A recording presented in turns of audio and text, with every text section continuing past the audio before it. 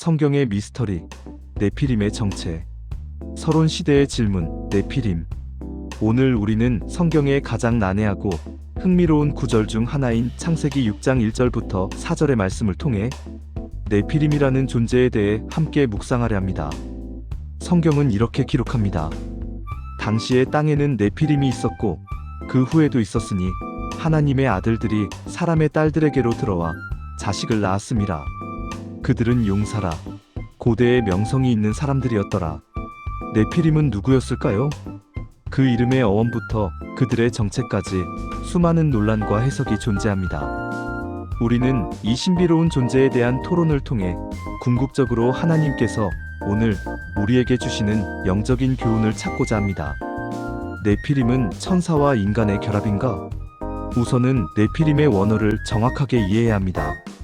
네피림이라는 단어가 한글 개역 성경에는 창세기 6장 4절과 민수기 13장 33절에 2번 나옵니다.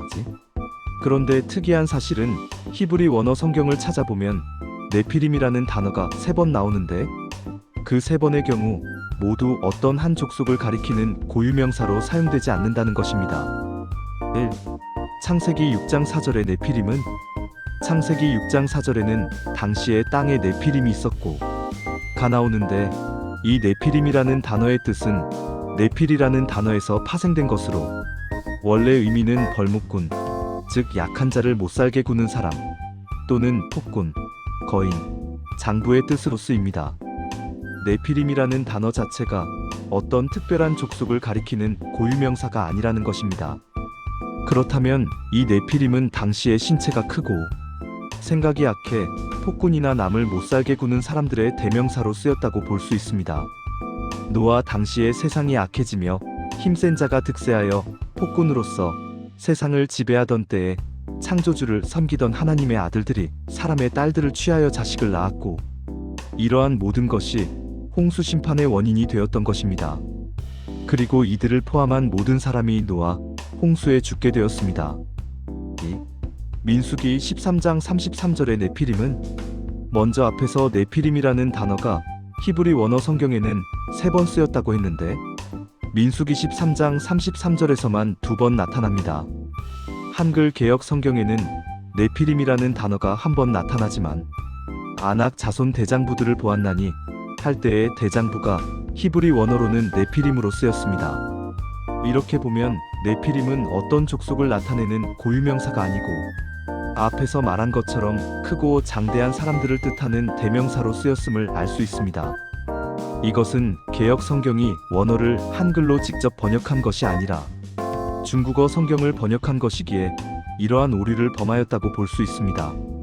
같은 단어를 한 번은 발음 그대로인 네피림으로 다른 한 번은 네피림의 원래의 뜻인 대장부로 번역했기에 홍수 심판 전에 살았던 네피림이 죽지 않고 살아있었던 것 같은 오해를 가져온 것입니다.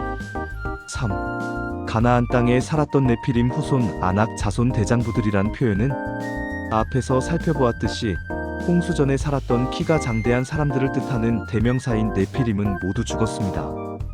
그렇다면 가나안 땅에 살았던 네피림 후손 아낙 자손이란 표현은 어떠한 의미일까요? 이것은 아낙 자손이 홍수에 살아남은 네피림의 직계 후손이라는 뜻이 아닙니다. 가나안 땅을 정탐해 본 결과 홍수 전에 살았던 장대한 자들의 대명사인 네피림같이 키가 크고 포악한 아낙 족속이 살았던 것을 의미를 빌려 후손 개역 성경에서로 표현했다고 볼 수 있습니다. 히브리 원어 성경에는 한글 개역 성경에 나오는 네피림 후손 아낙 자손에서 후손이라는 단어가 없습니다. 그것은 공동 번역에서도 확인할 수 있습니다. 질문에 대해 살펴보았던 내용을 정리해보면 가나안 땅에 살았던 아낙 자손들은 창세기 6장 3절에 등장하는 네피림의 직계 후손이 아니며 네피림은 홍수에서 살아남지 않았다는 것입니다. 신구약 성경 어디에도 노아의 89 이외에 누구도 홍수 심판을 피해 살아남은 자는 없기 때문입니다. 다만 개역 성경의 2군데에 등장하는 이라는 단어를 번역하면서 한 번은 대명사로 사용했고 다른 한 번은 네피림이 가진 원어의 뜻으로 해석했기 때문에 발생한 해프닝입니다. 네피림을 천사와 인간 사이에 태어난 거인족으로 상상하는 것은 지나친 추측입니다. 1. 네피림의 어원과 의미. 네피림을 이해하는 열쇠는 그들의 이름에 있습니다. 네피림은 히브리어 동사 나팔에서 유래되었다고 보는 것이 일반적입니다. 나팔의 뜻은 떨어지다, 쓰러지다, 타락하다입니다. 이 어원에 근거하여 네피림의 정체에 대한 두 가지 주요 해석을 살펴볼 수 있습니다. 1. 천사설. 하늘에서 떨어진 자들. 어떤 이들은 하나님의 아들들을 하늘에서 타락한 천사, 영적 존재로 보고 네피림을 이들이 인간 여성과의 비정상적인 결합으로 낳은 거인이나 초인으로 해석합니다. 이 관점은 네피림을 문자 그대로 하늘에서 떨어진 존재들의 후손으로 봅니다. 이는 외경 문헌에도 영향을 주었으며 성경 속 거인족의 기원을 설명하는 데 사용되곤 합니다. 2. 경건한 후손설. 은혜에서 떨어진 자들. 그러나 많은 신학자들은 창조 질서와 성경 전체의 일관성을 고려할 때 네피림을 영적인 타락을 통해 해석합니다. 하나님의 아들들은 아담의 셋째 아들 셋의 경건한 후손, 즉 하나님을 예배하고 그 이름을 불렀던 신앙 공동체입니다. 사람의 딸들은 가인의 불경건한 후손, 즉 하나님을 떠나 세속적인 삶을 살았던 무리입니다. 따라서 네피림은 경건의 줄기에 있던 셋의 후손이 세속적인 가인의 후손과 무분별하게 결합하여 신앙적으로 타락한 결과로 태어난 세대를 의미합니다. 여기서 나팔 즉 떨어지다는 것은 하나님의 은혜와 의의 길에서 떨어져 나간 것을 의미합니다. 2. 네피림이 상징하는 땅의 용사. 이처럼 신앙의 줄기에서 이탈하여 태어난 네피림은 성경에서 용사여 고대의 명성이 있는 사람들이라고 묘사됩니다.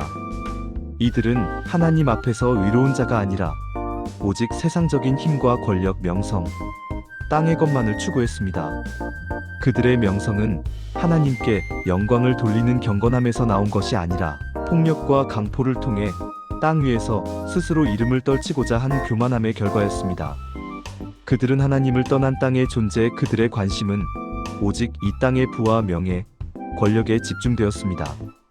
하나님의 영원한 가치보다는 잠시 있다가 사라질 세상의 가치에 몰두했습니다. 죽음에 속한 영적인 상태의 그들은 육신적으로는 살아있었으나 영적으로는 하나님과 단절된 죽음의 존재와 다름없었습니다. 그들의 삶의 방식은 세상의 죄악과 폭력을 가득 채웠습니다. 창세기 6장 5절은 네피림이 언급된 직후의 세상 상태를 보여줍니다. 여호와께서 사람의 죄악이 세상의 가득함과 그 마음으로 생각하는 모든 계획이 항상 악할 뿐임을 보시고 네피림 세대의 타락은 노아 시대에 하나님이 세상을 심판하실 수밖에 없었던 결정적인 이유가 되었습니다. 결론. 오늘날 우리 안에 있는 네피림. 네피림 이야기는 단순히 고대의 신비로운 존재에 대한 이야기가 아닙니다. 이는 오늘날 우리 안에 있는 영적인 경고입니다. 우리 모두는 하나님의 아들들로서 예수 그리스도의 피로 구속받은 경건한 자의 줄기에 속해 있습니다. 그러나 우리가 사람의 딸들로 상징되는 세상의 가치와 명성, 물질과 권력에 눈이 멀어 영적인 순수성을 잃을 때 우리 안에도 영적인 네피림이 태어날 수 있습니다. 경건의 자리에서 세속의 자리로 떨어지는 순간 우리는 힘과 폭력으로 이름을 내는 땅의 용사가 되어버립니다. 주님은 우리에게 요구하십니다. 경계하십시오. 세상의 유혹 앞에서 신앙과 경건을 지키십시오. 구별하십시오. 잠시 있다 사라질 세상의 명성보다 영원히 빛날 하나님의 영광을 구하십시오. 다시 일어서십시오. 혹시라도 나팔처럼 은혜의 자리에서 떨어졌다면 회개하고 다시 하나님께로 돌아가십시오.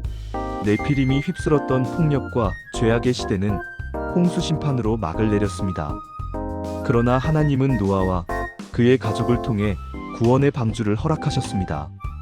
오늘 우리의 구원의 방주는 예수 그리스도이십니다.